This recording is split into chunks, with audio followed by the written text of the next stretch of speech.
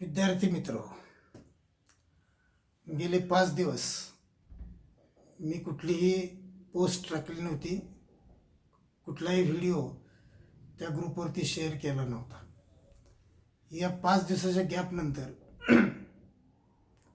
थोडंसं वेगळ्या प्रकारात, जसं की तुम्हाला दिसत असेल की इथे एक बोर्ड आहे आणि कागद आणि पेनच्या ऐवजी आज मी बोर्डचा वापर करायचं ठरवलं. बोर्डमुळं क्लासरूमचा फील येईल असं वाटल्यामुळं हा प्रकार मी करायचं ठरवलं. तर आजच्या व्हिडिओमध्ये आपण युनिफॉर्म सर्क्युलर मोशन म्हणजेच UCM याचं मिनिंग आणि UCMशी रिलेटेड काही कमेंट्स बघणार आहोत.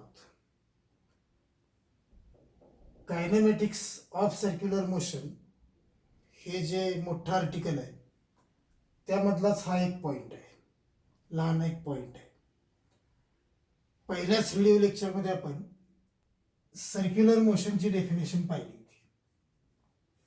आता आज मी तुम्हाला सर्क्युलर मोशनची आणि युनिफॉर्म सर्क्युलर मोशनची अशा 2 डेफिनेशन सांगणार आहे.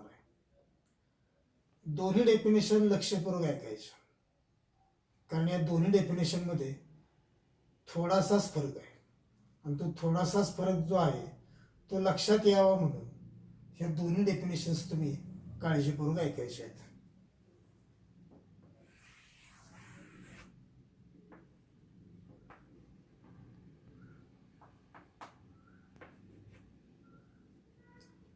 तर पहिल्यांदा सर्क्युलर मोशनची डेफिनेशन ऐका.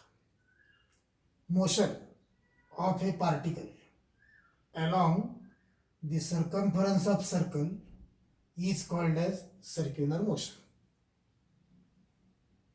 आता यानंतर युनिफॉर्म सर्क्युलर मोशनची डेफिनेशन ऐका. Motion of A particle along the circumference of circle with constant linear speed is called as uniform circular motion.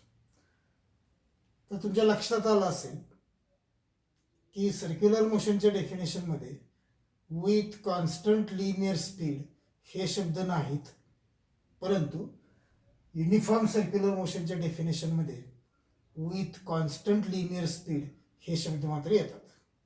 हाच त्या दोन्हीतला फरक आहे. म्हणून युनिफॉर्म सर्क्युलर मोशनची डेफिनेशन आणखी एकदा ऐका. Motion of A particle along the circumference of circle with constant linear speed is called as uniform circular motion. आता definition नंतर UCMशी रिलेटेड काही कमेंट्स बघणार आहोत. तर पहिली कमेंट त्या डेफिनेशनमध्येच आहे. डेफिनेशनमध्ये असा उल्लेख आहे विथ कॉन्स्टंट लिनियर स्पीड.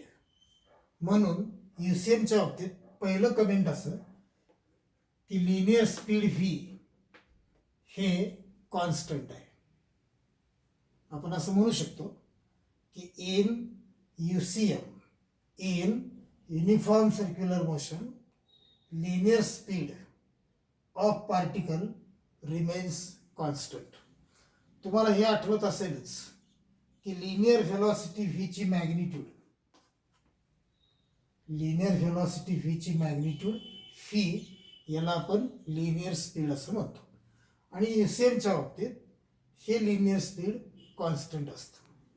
आणखी एक याबद्दल मला सांगायचं आहे की एका लेक्चरमध्ये आपण एक इक्वेशन बघितलं, phi is equal to R omega.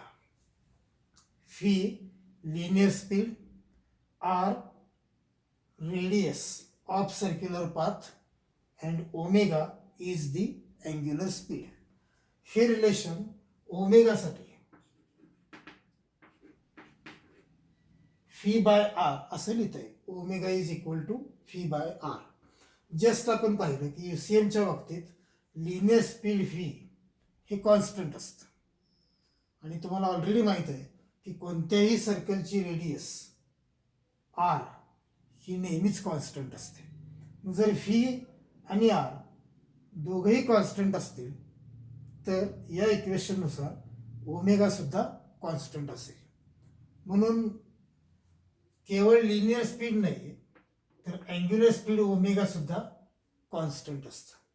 म्हणून UCMच्या बाबतीत पहिलं कॉमेंट असं करता येईल की in UCM linear speed and angular speed of particle remains constant.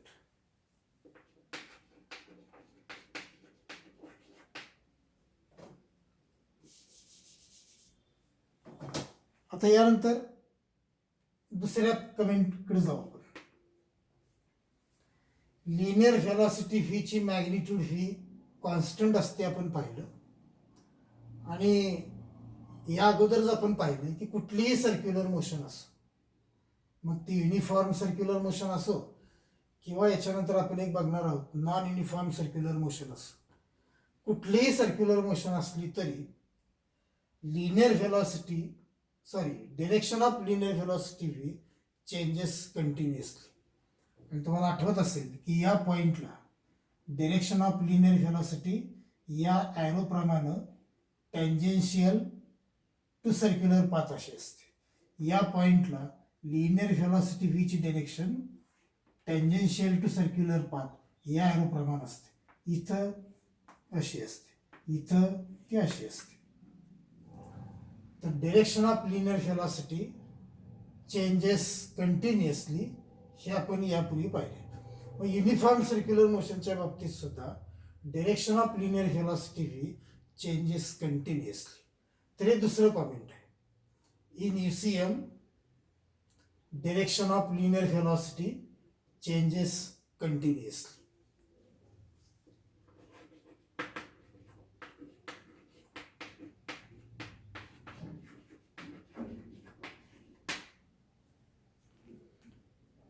यानंतर तिसरं कमेंट आपण पाहणार आहोत. जस्ट आपण दुसऱ्या कमेंटमध्ये असं म्हटलं की direction of linear velocity changes continuously. याच्या अगोदर आपण नकळत हेही पाहिलं की direction of linear velocity change झाल्यामुळं पार्टिकलला एकच ॲक्सलरेशन असतं आणि त्या ॲक्सलरेशनला आपण रेडियल ॲक्सलरेशन किंवा सेंट्रिपेटल ॲक्सलरेशन म्हणतो. UCMच्या बाबतीत direction of linear velocity V continuously change होत असल्यामुळं UCM परफॉर्म करणारा जो पार्टिकल आहे त्याला एकच ॲक्सलरेशन असतं आणि ते म्हणजे रेडियल किंवा सेंट्रिपेटल ॲक्सलरेशन.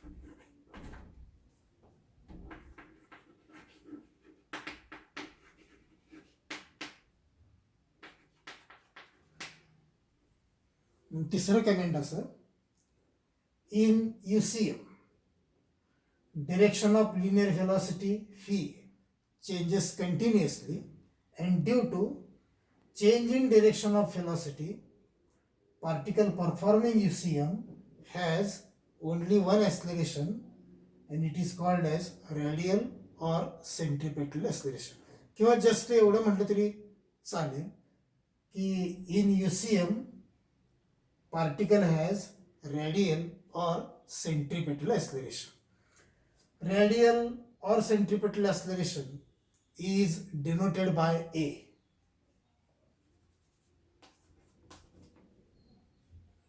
आणि ॲक्सलरेशन ही व्हेक्टर्स क्वांटिटी असते आणि त्यामुळे त्याला मॅग्निट्यूड आणि डिरेक्शन दोन्ही असतं. चौथं जे कॉमेंट आहे ते रेडियल ॲक्सलरेशन एच्या मॅग्निट्यूडबद्दल आहे. रेडियल ॲक्सलरेशन किंवा सेंट्रिपेटल ॲक्सलरेशन एची मॅग्निट्यूड 3 वेगवेगळ्या स्टाईलमध्ये लिहिता येते. A is equal to R omega square किंवा a is equal to phi square by r किंवा a is equal to phi omega. तर हे चौथं comment, magnitude of radial acceleration is given by A is equal to R omega square or A is equal to V square by R or A is equal to phi omega. पाचवा comment, हां, आणखी एक सांगायचं राहिलं की a is equal to r omega square किंवा a is equal to v square by r किंवा a is equal to v omega याचं डेरिवेशन आपल्या सिलेबसमध्ये नाही, परंतु हे एक्सप्रेशन आपण या टॉपिकमध्ये अनेक वेळा वापरतो. त्यामुळं हे काळजीपूर्वक लक्षात ठेवणं आवश्यक आहे. A is equal to r omega square is equal to v square by r is equal to v omega. आता पाचवं कॉमेंट ॲक्सलरेशन एच्या डिरेक्शनबद्दल आहे. तर direction of radial acceleration a याचं वर्णन नीट ऐका, कारण हे वर्णन तुम्हाला अनेक वेळा इथून पुढे ऐकावं लागेल.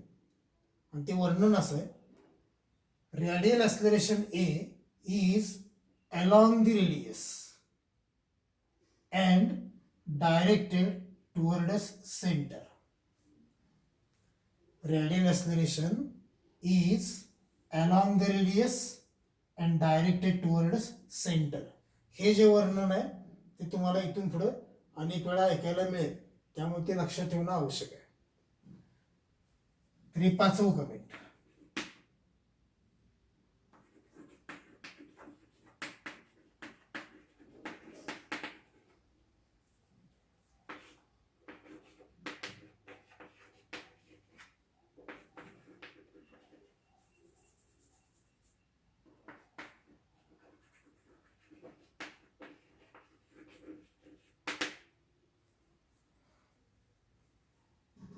पाचवं comment, radial acceleration a is along the radius directed towards centre. इथं मला आणखी एक सांगायचं आहे की अलॉंग द रेडियस आहे म्हणूनच ॲक्सलरेशनला हे नाव आहे, रेडियल ॲक्सलरेशन. तर टुवर्ड्स सेंटर आहे म्हणून त्याला सेंट्रिपेटल ॲक्सलरेशन हे नाव आहे. तर या डिरेक्शनचं जे वर्णन आहे त्याच्यावरूनच ही दोन नावं पडली. Radial acceleration is along the radius and directed towards centre. आता यानंतर शेवटचा पॉईंट आपण बघणार आहोत की चौथ्या कमेंटमध्ये आपण मॅग्निट्यूड पाहिली, तर पाचव्या कमेंटमध्ये आपण डिरेक्शन पाहिली, तर लास्ट कॉमेंटमध्ये आपण रेडियल ॲक्सलरेशन ए हे व्हेक्टर फॉर्ममध्ये लिहिणार आहोत. इकडे लिहितो मी, a is equal to minus omega square r. ज्यावेळी कोणतंही इक्वेशन आपण व्हेक्टर फॉर्ममध्ये लिहितो त्यावेळी त्या इक्वेशनमध्ये मॅग्निट्यूड आणि डिरेक्शन दोन्हींचा उल्लेख केलेला असतो. हा एक भाग. दुसरा असं की कोणतं इक्वेशन आपण व्हेक्टर फॉर्ममध्ये लिहितो त्यावेळी त्या इक्वेशनमध्ये ज्या ज्या क्वांटिटीज व्हेक्टर आहेत त्यांच्या डोक्यावरती ॲरो पाहिजे. इथं ए आणि आर ह्या दोघांच्यावरती ॲरो असणं आवश्यक आहे, कारण acceleration and radius vector both are vector quantity. आणि तर हेही लक्षात घ्या की अँग्युलर व्हेलॉसिटी ओमेगा ही सुद्धा व्हेक्टर क्वांटिटी आहे, परंतु ओमेगा स्क्वेअर ही मात्र व्हेक्टर क्वांटिटी नाही. त्यामुळे ओमेगा स्क्वेअर सोडून इतर ए आणि आर यांच्या डोक्यावरती मात्र ॲरो पाहिजेत. तर व्हेक्टर फॉर्ममध्ये a is equal to minus omega square r याच्यामध्ये मॅग्निट्यूड आहे आणि डिरेक्शन देखील आहे. त्याकडे कसं बघायचं हे नीट ऐका. जर आपण हे निगेटिव्ह साईन काढून टाकलं आणि जर ॲरोज काढून टाकले तर तुम्हाला मॅग्निट्यूड मिळते. A is equal to omega square r किंवा a is equal to r omega square. आणि निगेटिव्ह चिन्हामुळं आपल्याला एची डिरेक्शन कळते. निगेटिव्ह चिन्हाचा अर्थ या ठिकाणी असा आहे की negative sign indicates that acceleration a is opposite to radius vector r. Acceleration a is opposite to radius vector r. A बद्दल जस्ट पाहिले आपण, ए इज टुवर्ड्स सेंटर. आणि आर बद्दल आपण पूर्वी पाहिले, it is a vector drawn from center of circular path to position of particle is called as radius vector r. The vector drawn from center of circular path. म्हणून radius vector r is always away from center. So acceleration a is toward center, r is away from center, and a is opposite to r. Therefore a is toward center. तर या equation मध्ये magnitude आहे आणि direction पण आहे. ह्या equation आपल्याला दोन्ही कळतं. म्हणून a is equal to minus omega square r is the vector form relation of radial acceleration a. परत एकदा रिवाइज करू. पहिल्यांदा definition, motion of a particle along the circumference of circular path with constant linear speed is called as uniform circular motion. त्याच्याशी related पहिलं comment, in UCM linear speed as well as angular speed of particle remains constant. आणि लक्षात घ्या, 6 पैकी सगळ्यात महत्वाचं हे comment आहे पहिलं. इतर 5 आहेत पण सर्वात महत्वाचं कुठलं असेल तर पहिलं कमेंट की in UCM linear speed and angular speed of particle remains constant. दूसरं comment, in UCM direction of linear velocity v changes continuously and it is tangential to circular path. तीसरं comment, in UCM particle has only one acceleration and that acceleration is radial acceleration or centripetal acceleration, and this acceleration is due to only change in direction of linear velocity v. Next, magnitude of radial acceleration is given by a is equal to r omega square is equal to v square by r is equal to v omega. Next comment, direction of radial acceleration. Radial acceleration is along the radius and directed towards center, and radial acceleration can be written in vector form as a is equal to minus omega square r. तर इथं आपण थांबू. धन्यवाद.